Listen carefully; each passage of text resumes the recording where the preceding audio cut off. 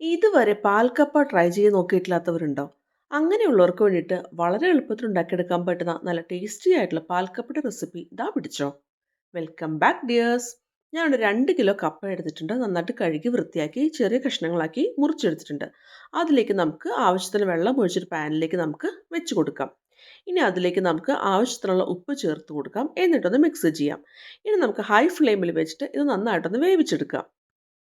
ഈ കപ്പയൊക്കെ വെന്ത് ഉടയുന്ന ഒരു പരുവമായി കഴിഞ്ഞാൽ നമുക്ക് ഫ്ലെയിം ഓഫ് ചെയ്യാം. ഇനി നമുക്ക് ഇതിൻ്റെ വെള്ളം ഒന്ന് ഊറ്റിയിട്ട് ഒരു സൈഡിലേക്ക് ഒന്ന് മാറ്റി വെക്കാം.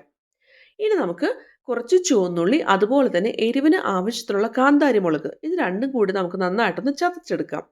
ഞാനിവിടെ ഒരു അരക്കപ്പോളം ചുവന്നുള്ളിയാണ് എടുത്തിരിക്കുന്നത്. നമ്മൾ വേവിച്ച് ഊറ്റി വെച്ചിട്ടുള്ള കപ്പ ഒരു പാനിലേക്ക് നമുക്ക് ചേർത്ത് കൊടുക്കാം. ഇനി നമുക്കിത് ചെറുതായിട്ടൊന്ന് ഉടച്ചു കൊടുക്കുകയാണ് വേണ്ടത്. ഒരുപാട് പേസ്റ്റ് ആയിട്ടൊന്നും പോകേണ്ട ആവശ്യമില്ല. കട്ടിയൊന്നും ഇല്ലാതെ ചെറുതായിട്ട് നമുക്കൊന്ന് ഉടച്ചു കൊടുക്കാം. ഇനി നമുക്ക് അതിലേക്ക് നമ്മൾ ചതച്ച് വെച്ചിട്ടുള്ള ചുവന്നുള്ളിയും അതുപോലെ കാന്താരി മുളകും ഇത് രണ്ടും കൂടി നമുക്ക് ചേർത്ത് കൊടുക്കാം. അതുപോലെ ആവശ്യത്തിനുള്ള ഉപ്പ് കൂടി നമുക്ക് ചേർത്ത് കൊടുക്കാം.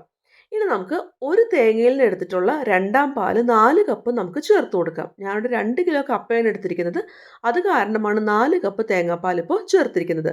ഇനി നമുക്കൊന്ന് മിക്സ് ചെയ്യാം. എന്നിട്ട് ഹൈ ഫ്ലെയിമിൽ വെച്ചിട്ട് ഇതൊന്ന് വേവിച്ചെടുക്കാം. ഇടയ്ക്ക് ഇളക്കി കൊടുക്കാനായിട്ട് മറക്കരുത്.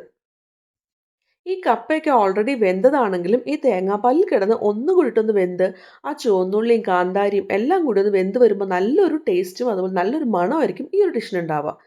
ഇത് അത്യാവശ്യം ഒന്ന് വെന്തൊന്ന് കുറുകി വന്നു കഴിഞ്ഞാൽ അതിലേക്ക് 1 കപ്പ് തലപ്പാൽ കൂടി ചേർത്ത് കൊടുക്കാം. എന്നിട്ടൊന്ന് മിക്സ് ചെയ്ത് നമുക്ക് ഫ്ലെയിം ഓഫ് ചെയ്യാം. ഇത്രയും ചാറ് കണ്ട് പേടിക്കണ്ട, ഇത് ഇരിക്കുന്നതോറും നന്നായിട്ട് കുറുകി വരും.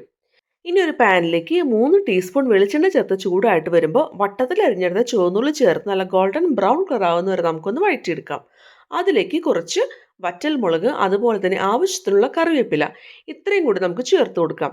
ഇനി നമുക്ക് ഫ്ലെയിം ഓഫ് ചെയ്യാം. ഇത് നന്നായിട്ടൊന്ന് മൂപ്പിച്ചെടുക്കാം. എന്നിട്ട് നമ്മൾ വേവിച്ച് വെച്ചിട്ടുള്ള കപ്പയിലേക്ക് ചേർത്ത് കൊടുക്കാം.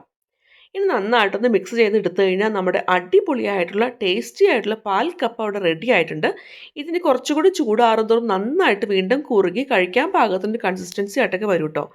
ഇത് നല്ല മീൻ തലക്കറി അല്ലെങ്കിൽ മീൻ മുളകിട്ടത് അല്ലെങ്കിൽ നല്ല എരിവുള്ള ബീഫ് റോസ്റ്റ് ഇതെല്ലാത്തിൻ്റെയും കൂടെ സെർവ് ചെയ്യാം. ഞാനിവിടെ സെർവ് ചെയ്തിരിക്കുന്ന മീൻ തലക്കറിയുടെ റെസിപ്പി വേണ്ടവർ കമൻറ്റ് ചെയ്യണേ.